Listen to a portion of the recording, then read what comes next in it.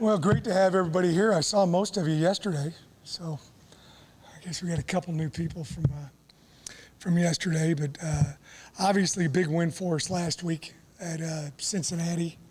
They had a 32 home game winning streak, and the guys, played extremely well. We did a great job on offense, controlling the football. I think we had the ball 8 minutes longer than they did, which is a huge deal. Defensively, we needed to get stops. We did a superb job stopping them. And then I thought we did a good job in the kicking game, both covering kicks and also with, returns. We really did a good job of starting field position. We do a little stat called hidden yardage, and I think there's 156 hidden yards to our advantage. So really pumped up about it. We're very excited about this game. Our focus is, going 1-0 and this was something that we talked about at the beginning of the year. It's come to fruition. Hosting the AAC Conference Championship here at Yeoman Stadium in front of a packed house, sellout crowd. We're really, really pumped about that. So I'll open it up for questions. How does the rematch affect the dynamic of this game? Watched a whole bunch of the last game that we played against them here 3 weeks ago, and they're going to do some new stuff. We're going to do some new stuff. There's some things that obviously they had a lot of success with, namely the quarterback run. A lot of success with that. So, we need to, do a much better job in that area. And then, defensively, they did a good job with causing some havoc plays in the backfield with a few different things that we weren't prepared for, and they'll probably come back to it and do it again. So, we're really, watching, everything about the first ball game, but I'm sure there's going to be some wrinkles that we didn't see. We'll find out who's going to play quarterback. That's going to be something that's going to be different. We'll probably find that out in the first series.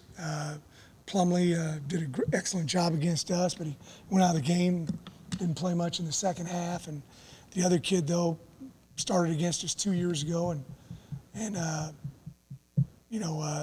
won the game against us a couple years ago down there. I think he's got 12 starts to his credit, so it's not like it's a novice quarterback. So that'll be a challenge as well to see which one is going to play, because they do run a little bit different offense with each guy.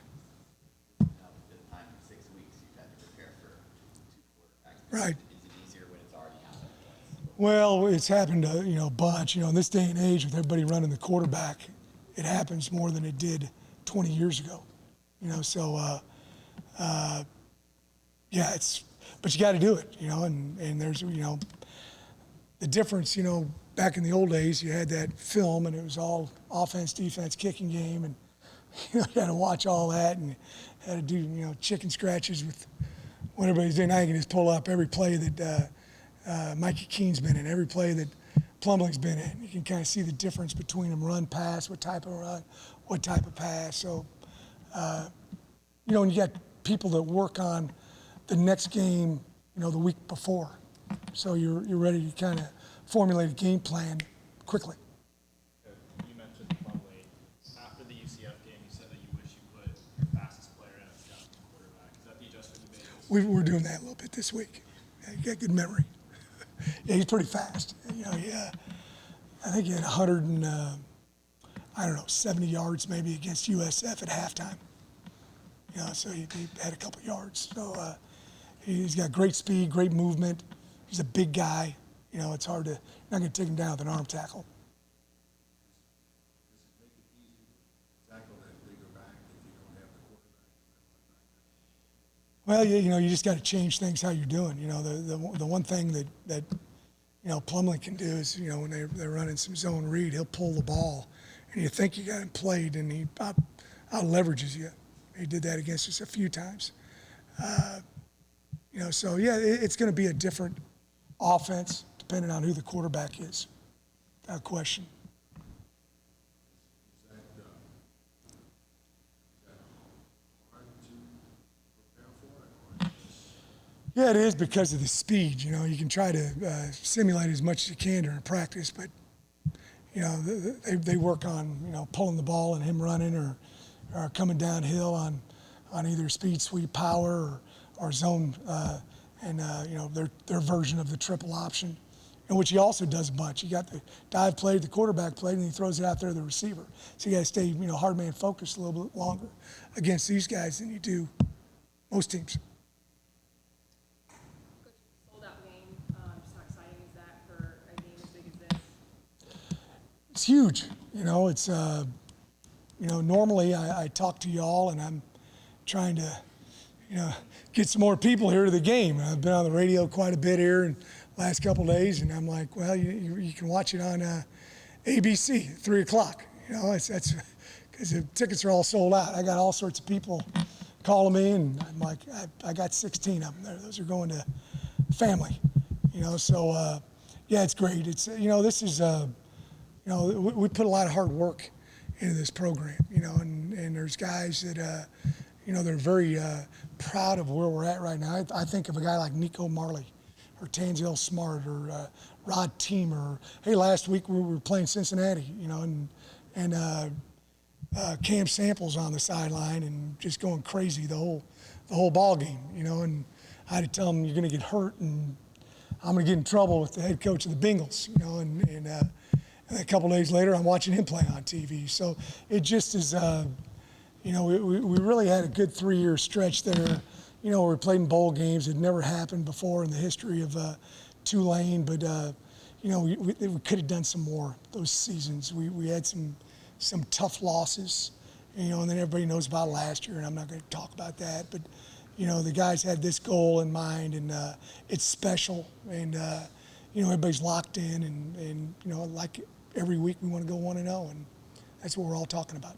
Willie, to follow up on that, when you look back at your coaching career, the track this team has gone from flipping the script from 2 to 10 to 10 to 2. Where does this season rank in your coaching? Really high. It really does, and I've never had it happen like this before, one year to the next. And I talked about it the other day a little bit. Someone asked me, and, what was the worst thing about last season? Was it Ida? Was it all the COVID protocol you were having to follow? Because it was like another year of COVID for us here. You guys are from New Orleans, we were still getting tested 3 times a week, and we had guys that missed games, because their temperature was high and things like that. We did a good job in that regard. But the toughest thing for us was Pratt got hurt in the first game. Ended up having surgery after the season. Hartley was able to practice throughout the year. There's weeks he didn't practice. Then Justin Ibieta tears his labrum week 2. Then my third team guy has a big dislocation on his finger on his throwing hand. He couldn't throw the ball, and we tried to hide it last year, and probably some of you noticed it and you didn't report it, which I appreciate. But there's a bunch of weeks where we had a graduate assistant who was our quarterback, and he had to do all the throwing for us because we didn't have any healthy bodies to throw the ball. He couldn't throw the ball very good. He was a 4th team quarterback at a Division II school, so that was probably the toughest thing. Was just we all know how important that position is, and we've been healthy at that spot. We had the injury to Ibieta earlier in the year, but knock on wood, we've been pretty healthy. What's that? Okay. You've been through so many different scenarios in your coaching career with bowl games, with playoff games, all this kind of stuff. How is a conference championship now preparing for something on 1 week? What do you relate to from your past experience to face a team you've already faced here and, not a lot of time to prepare? I've played the same team probably quite a few times in my career, certainly junior college, Division II a little bit, 1AA a little bit, in playoffs and things. So, it's, they do it in the NFL, right? They play everybody twice, home and away in their division and all that kind of stuff. So, and you work year round on your opponent. We don't all of a sudden, we just got done with Cincinnati. Who are we playing? Let's wait till Saturday and figure out who wins. It's UCF. Let's get going on them. You work on. I have about 4 days that we devote to each opponent in the summer. And there's a lot more difficult when it was me and 2 other guys. We got quite a few more coaches. We don't have a staff like some people have, but we got enough where we can put together a good game plan. something is, you always give the players and the coaches credit, but from the time that you were introduced here to now to see one win away from a New Year's Six game, how special has it been for you personally? It really, really special. It really has been, it's something that we work on year round, and it's. I'm just really happy for everybody involved in the program, and all the students. I think the students have jumped on board. We've had great student support this season. I was a little worried when we had the Thursday night game. I came out for warm-ups and I walked in, and we might have had 500 kids out there, and I came back out and we had 2,000 or 3,000. So they've jumped on board, and this has always been the goal. And we were kind of close there. We had a couple of years in there where we were close to winning 9 or 10 games, and we just didn't finish the games like we needed to, like last week. I'm very proud of where we're at right now. How have you seen, I know you said you had the players meeting yesterday, how have you seen the guys respond after having a chance to kind of talk with them about some of the reports? I think excellent. I think you all watched practice today. Hopefully it looked like, a regular practice that we've had. Really follow up on that. I know there's been so much speculation over this last couple of days, but just to kind of clarify, do you intend to be the head coach of Tulane? Yes, I do. Yes, I do. We talked about that yesterday a little bit, right? I had 4 or 5 different deals yesterday, and it always came up each time. But we're locked in, focused, want to know, winning this ball game. It's a big game this week. Big game this week. There's also, in some respects, the goals and aspirations the players have.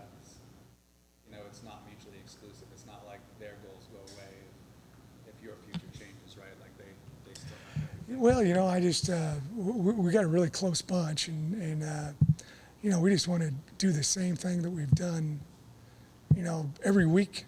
I talk about 2 components of being able to play great, and you got to do a great job of preparation. And I think we've done an excellent job of preparation so far, but that's not going to finish until, Saturday kickoff. What time does the game start at? 3:07, 3:05, something like. We don't start at 3:04.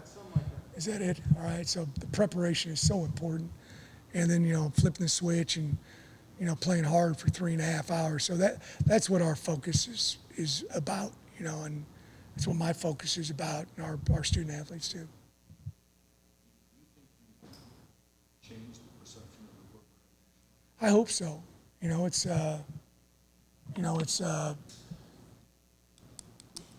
It's always interesting. I've made this point a few times before.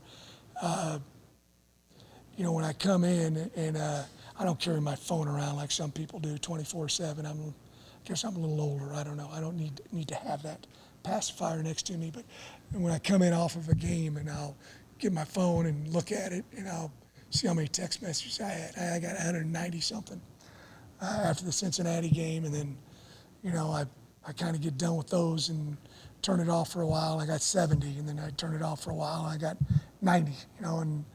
Just a lot of people that are interested. A lot of former players, a lot of different spots, and a lot of obviously Tulane people who are excited about where we're at.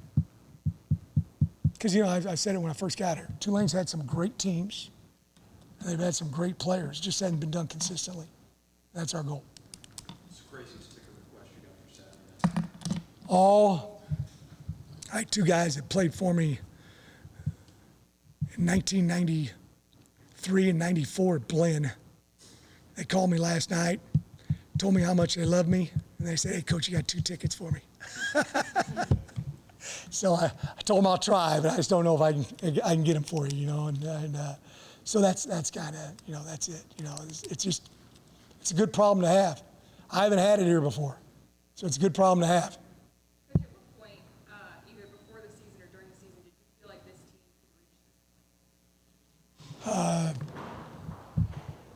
reach this? I always have this goal. I'm an optimist, and I always try to look on the bright side on things instead of being Debbie Downer.